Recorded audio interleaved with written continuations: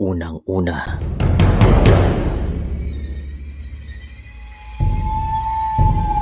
ang ilan sa mga Pilipino ay mahilig sa mga kwentong kababalagan at mayroon akong ikukwento.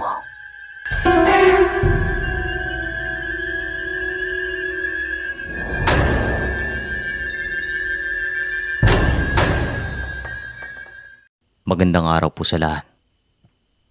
Ito pong karanasan ko ay nangyari sa bahay namin na matatagpuan sa isang baryo sa Leyte. Sa mga panahon po nito, Sir Chris, ay pinagbubuntis ko ang aming panganay. At dito ako naniwala. Nalapitin talaga sa mga kababalagan ng isang buntis. Pero sabi ng iba, depende naman daw. Bumalik po tayo sa taong 1995. At sa mga panahon ito, ay nakatira kami malapit sa isang sementeryo. Payak ang buhay namin, tahimik naman, at maayos naman ang takbo ng aking negosyo. Ang asawa ko naman ay nagtatrabaho sa Karatig Bayan bilang isang karpentero. Meron po akong malit na karindere noon sa mismong bayan namin. At tinutulungan naman ako ng aking nanay sa pagluto ng mga putahe nung malakas pang katawan nito. Pero hindi po siya nagpapalipas ng gabi sa bahay namin. Ang dalawa lang kasama si tatay sa kanilang bahay. Isang hapon noon, habang ako nagliligpit ng mga gamit sa karinderya, ay merong dumating na babae. Nangihingi ng tinapay. Nilapitan ko po ito at tinanong kung naliligaw pa siya doon sa aming bayan kasi wala siyang ibang kasama. At kung pagbabasaya naman ang kanyang katawan, siguro nasa 80 anyos na po ito. Nay, saan po kayo galing? Naliligaw po ba kayo? Tanong ko sa kanya. At hindi naman po ito ang unang pagkakataon na nangyaring ganitong sitwasyon. Ilang beses na rin pong may nanghingi ng pagkain doon sa karinderya ko. At kadalasan, matatanda ng mga ito o yung mga walang makain. Hindi na po ito bago sa akin. Mabait po akong tao, Sir Chris. Malambot ang aking puso pagdating sa mga matatanda. Kaya naman binigyan ko siya ng tinapay at saka pinainom ng tubig. Oh, heto po. Umupo muna kayo at magpahinga. Sabi ko sa kanya. At nilagyan ko siya ng upuan sa labas. Nang sa ganun ay makapagpahinga po ito. Matapos ko namang ligpitin ang aking mga gamit, ay kagad akong lumabas para tanungin pa ang matandang ito. Kasi hindi niya sinagot ang aking mga katanungan. At nang makalabas na ako, ay nakita kong nilalantakan niya ang mga binigay kong tinapay. At dito pa ako nasaktan ng kaunti. Kasi nakita ko siyang gutom na gutom. Nay, gusto niyo pa ba ng tinapay? Meron pa po dito. Sandali, kukunin ko. Sabi ko sa kanya. At nakita ko siyang nakatingin lamang sa akin. Hindi po ito sumasagot. At inisip ko na baka hindi na ito masyadong nakakarinig. At tamang-tama din na dumating si nanay. At kinausap niya pong matanda. Nalaman namin sa matanda na nakatira po ito sa kabilang bayan. At meron na siyang binili doon sa aming palengke. Bumili daw ito ng mga pamahin. Nay, magsasara na ho kami. Hatid ka na namin sa sakayan. Sabi ko sa kanya. Kasi niligpit ko ng mga gamit namin. Nakita ko naman siyang tumango. Tumayo po ito at nagpaalam sa amin. Pero hindi po ito tumungo sa sakayan. Bali papunta ito sa direksyon na kung saan matatagpuan ang palengke. Hayaan mo na siya, Iya. Baka meron pa siyang bibilhin. Tara na, umuwi na tayo. Baka dumating na yung asawa mo. Sabi naman ng aking ina. Naglakad nga kami pauwi sa bahay at makalipas ang mahigit kalating oras ay nakarating kami doon. Pero wala pa yung asawa ko. Ikaw na bahala dito, Iya. Uuwi na ako sa bahay namin. Magkita na lang tayo bukas doon sa karinderya. Sabi ng aking ina. At nagpasalamat man po ako sa kanya. Sige nay, mag-iingat po kayo. Sagot ko. Ito po yung routine namin araw-araw. Hindi naman marami ang tinitinda namin sa karinderya. Depende na lang kung malakas ang kita. Minsan, 4 na putahe. Minsan 6. Depende talaga sa kinikita namin. Ang importante lang kasi sa akin, Sir Chris, hindi kami nagugutuman. Yun lang. Kasi may trabaho naman ang asawa ko.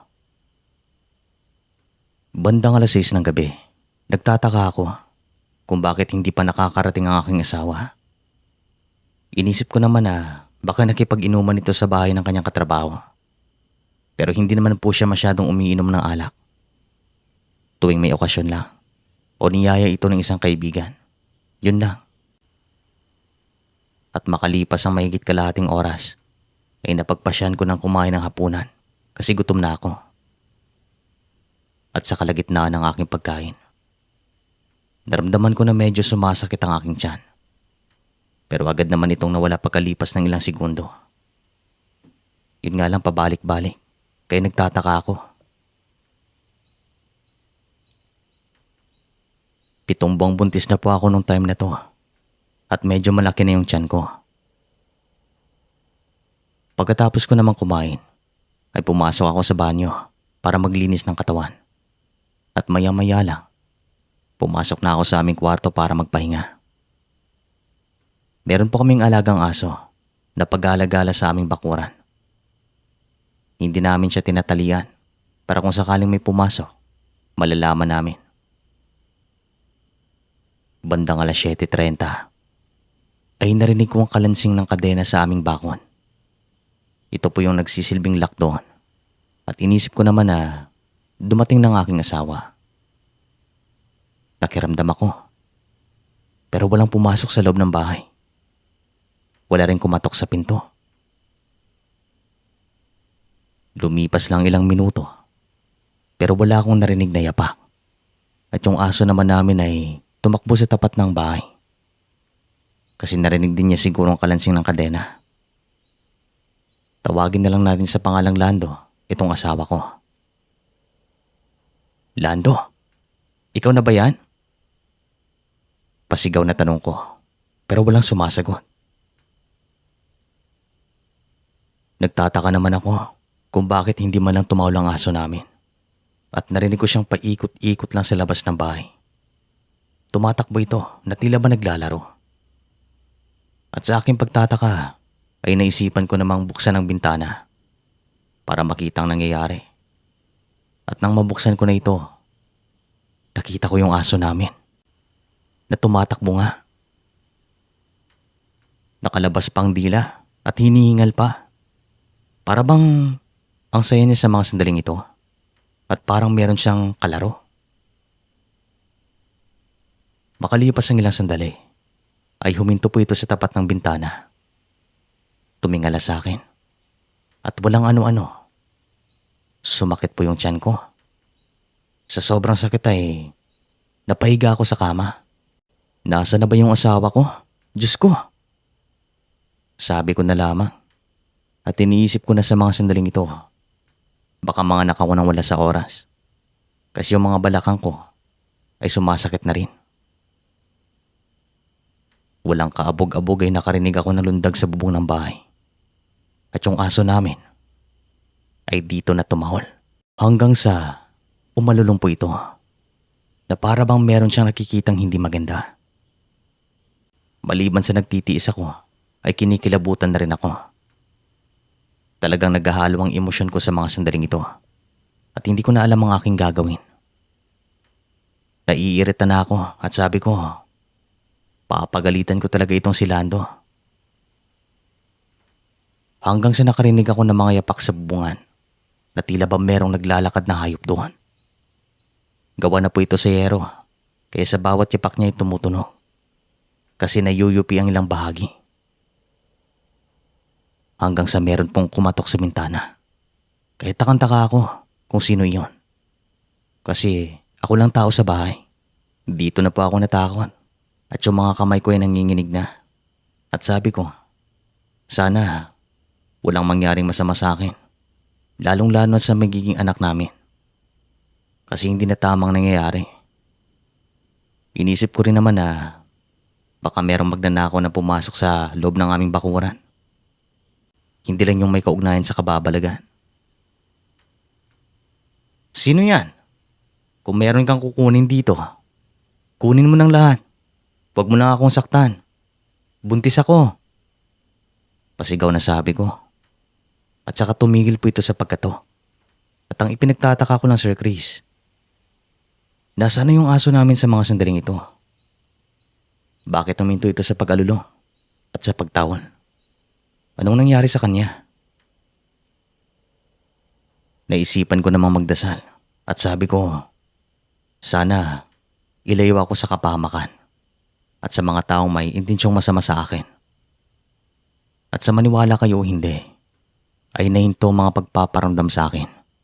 At dito ko po napatunayan na kapag magdadasal ka ng taimtim na galing sa puso, talagang madidinig ka. Makalipas ang 5 minuto, dumating yung asawa ko at agad siyang pumasok sa kwarto namin. Galit na galit ako sa kanya. Pinagalitan ko ito at lahat ng karanasan ko ay sinabi ko sa kanya. Nangangamoy alak din po ito at sabi niya, galing siya sa bahay ng kanyang kababata. Mahigit 10 taon daw silang hindi nagkita, kaya naman nasasapik din naman ang mga ito sa isa't isa. Humingi naman ng patawad ang aking asawa, pero sabi ko, tapos na yon. At hindi naman niya alam na mangyayari ito sa bahay. Ginawa naman niyang lahat para mawalang kanyang kalasingan. Naligo po ito at nagtimpla ng kape. Kanya ring sinukang lahat ng alak para mahimasmasan po ito at mabantayan ako sa buong gabi. Kasi wala rin naman siyang pasok kinabukasan. Tinignan naman niyang aso namin at maayos naman ang kalagayan. Wala namang nangyaring masama sa kanya. Bandang 9:00, nakatulog ako nang hindi ko namalayan. Gusto ko rin sana magpuyat pero hindi na kinaya ng katawan ko. Yung asawa ko naman ay nagkakape. Lumalabas din po ito ng bahay para tignan kung merong umaaligid sa amin. Napanaginipan ko naman pong matandang babae na binigyan ko ng tinapay sa bayan. Hindi ko alam kung bakit siya pumasok sa aking panaginip. Wala naman siyang sinasabi. Bandang 2:00 ng madaling araw, ginising pa ako ng aking asawa. At nung minulat ko ang aking mga mata, ay nakita ko siyang nababahala. Nanlalaki din ang kanyang mga mata, kaya natakot na ako. Ano yun? Pabulong na tanong ko. Pakinggan mo. May nagwawali sa labas ng bakuran. Pabulong na sagot niya at ako naman ay nakinig din. Totoo nga na meron pong nagwawali sa labas ng aming bakuran. Kaya naman kaming dalawa ay dahan-dahang naglakad sa kusina. Kasi mula doon ay makikita namin ang bahagi na kung saan may nagwawalis. Pagkarating namin sa kusina ay hinawakan ko yung flashlight. Hindi ko muna inon. Parang tao nga nagwawalis at napansin namin na papalapit po ito ng papalapit sa aming bakod. Lipat tayo sa kabilang bintana. Pabulong na sabi ng aking asawa. At ginawa namin po ito. Pagkarating namin sa kabila, ay pumuesto kami. Kasi alam namin na doon papuntang nagwawalis. At nung tumapat po ito sa aming bintana, ay agad kong sinindihan ng flashlight para makita ko kung sino po ito. At dito na ako napailing. Kasi ito pong matandang binigyan ko ng tinapay sa karinderya. 100% siya po iyon. Kasi yung bakod namin ay gawa lamang sa mga alambre. At makikita talagang tao sa labas. Na kung tawagin ay cyclone. Yung matanda kanina sa bayan. Yung binigyan ko ng tinapay. Bulalas ko. At yung matandang ito ay tumakbo na para bang 20 anyos. Tumakbo papalayo. Maliksi. Ang bilis niya. At yung asawa ko naman ay tumakbo din. At hinabol pang matandang ito.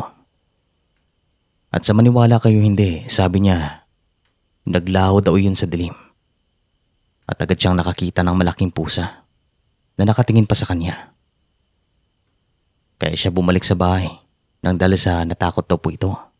Ito rin ang unang pagkakataon na nakita ko yung asawa ko na nanginginig sa sobrang takot. Hanggang sa sinabihan ko na ito na magdasal. Kasi ito yung ginawa ko, kaya nahinto ang mga pagpaparamdam sa akin. Ginawa nga namin ito at ilang beses naming inulit ang dasal. Maya-maya lang ay dumating si nanay at tatay at hindi namin alam kung bakit sila dumating. Pero nalaman namin kay nanay na nagkaroon daw siya ng masamang panaginip at merong nangyaring masama sa anak namin ni Lando. Hindi na daw siya makabalik sa pagtulog at kinutuban siya ng masama.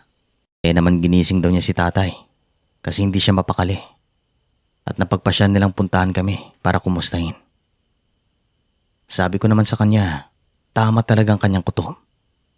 At dito namin kinuwento ni Lando ang lahat na nangyari sa bahay. Mula nung takip silim hanggang madaling araw.